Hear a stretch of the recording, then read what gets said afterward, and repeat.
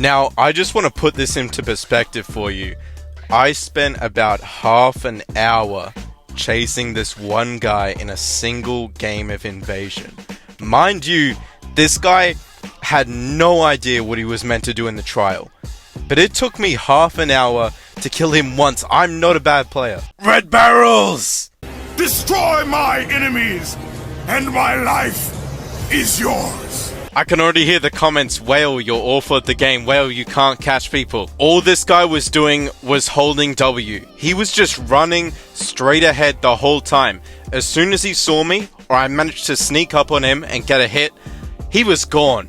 He would just run and run and run, and because of the limited stamina the invaders have, he just got away with it. Now, I don't want this to be a complaint fest because I really hope that Red Barrels are listening when I'm making this video, and the reason I'm making this video is because there are very clearly things that need to change with this mode. It's fundamentally broken. Please, Red Barrels, if you're listening, please. Donald Trump, if you can hear us, please, Donald Trump. Remove this mode or do something to it. But you know what hurts me more than the people in Invasion? It's that less than 3% of you guys are actually subscribed. I'm sorry, I had to fit that in there. I've been so happy with how the channel's going. I'm really excited to see where the Outlast Trials goes because I'll be there for like every step of it. But this is like a really important issue that's affecting the game. But don't be mistaken, running isn't the reason why Invasion is dying right now. There are actually only 2 culprits that are responsible.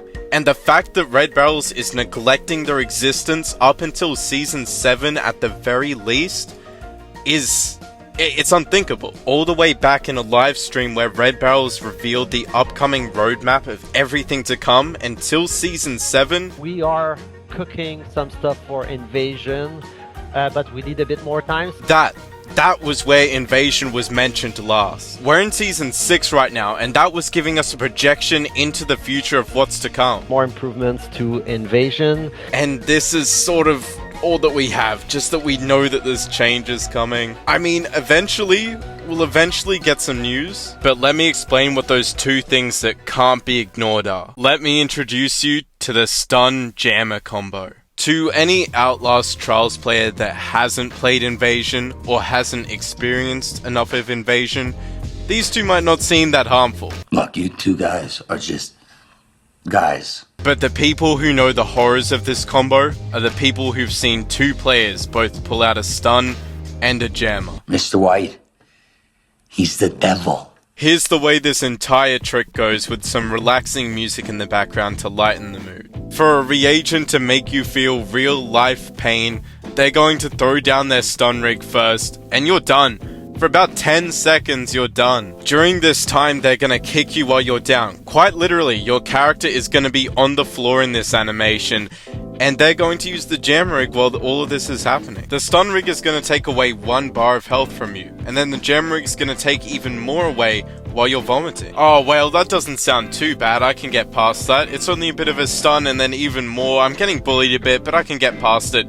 Guess what else is in their inventory? You think they're just gonna run away? They're just gonna let you get away with only that? No, they've got bricks and bottles in their inventory lined up to go. If this doesn't sound bad enough to go up against, just wait until you've actually experienced it, because it is not fun in the slightest. Oh, and have I mentioned this is pretty much uncounterable, because stun has an incredibly large range that's impossible to miss. Once you've been hit by stun, you're a stationary target ready for everything. It gets rid of your health, it feels awful, and it also tanks your grade. This is awful. You better be careful that this is the only thing that happens to you, because remember, you only get 2 lives while you're an imposter. This creates a bit of a Dead by Daylight syndrome, where the invader isn't really somebody to be feared. They just happen to be a player who's playing a character that isn't really scary anymore. And that side becomes the entertainment for the survivors or reagents in this case. Somebody to be bullied and just pointed and laughed at. These types of strategies, especially the stun and jammer rig combo, just alienate the experienced players and veterans of the game. These are people who are actually interested in a ranked mode and something that's competitive, and being able to show off your skill. Incredibly, at the same time as alienating your existing players, this is also driving away new players of the game. There's such a large disparity in which side is playing which. There's a huge skill gap in both of these sides. With an inexperienced reagent who just thinks Invasion might be a fun mode to play, is going to get destroyed by somebody who actually knows what they're doing. On the other end of the spectrum, if you have a really good reagent who knows what they're doing, they're going to absolutely bully the invader. He is smarter than you. He is luckier than you. It really just seems like there's no in-between on these situations. Either you're on one side of the spectrum or the other. That just means there's glaring flaws in this game mode. Now, I haven't even mentioned how if there are multiple reagents, you don't get compensated as a solo invader, or if you're a solo reagent and there are multiple invaders, you're not compensated in any way for them having somebody else to check the cameras. I think the most crazy thing to me is that if there are multiple reagents, you're obviously going to have an easier time, because all the trials scale the same. They're MK missions, they're not the main missions which add extra objectives. They're MKs, the same amount of objectives, no matter how many reagents are in the trial. So if you're an invader, you might just be screwed. But to really bring this video full circle, I actually need to present some solutions. I can't just spend this entire time complaining when I'm not willing to present any solutions myself. And I really hope that Red Barrels can deliver on the things that I've mentioned here, because I think they're very glaring issues in the game, but we'll just have to see. First of all, I don't think the stun rig should do any damage to players. I think it should just do the stun effect, because that is already punishing enough. The stun rig isn't an actual explosion, it's more like a flashbang sort of thing that stuns the enemy. If there are going to be rigs that do any damage, I think it should be left to the jammer with very minimal damage, or maybe even the heal rig, making the cloud do a bit more damage in general, because the stun is like half a second long. Because they're not designed to be used against real players, they're meant to be used against AI, they don't really translate well being rigs. Create a cooldown between the effective rigs so that you can't chain a stun into a jammer, into a blind,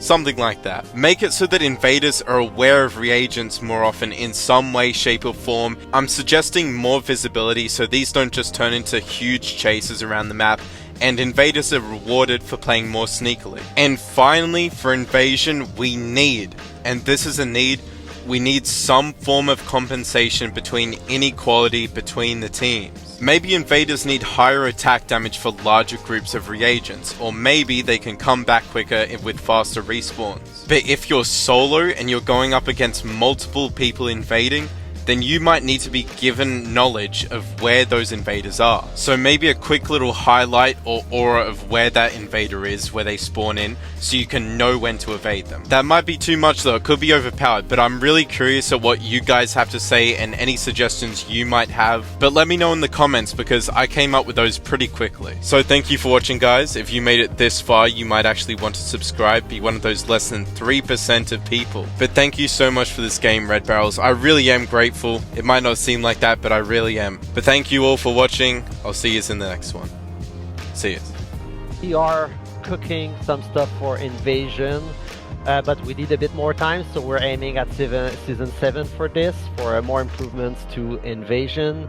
Obviously, we are watching and listening and reading everything about Invasion.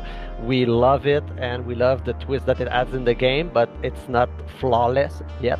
So we're still working on that, and we appreciate everyone talking about that and providing their feedback.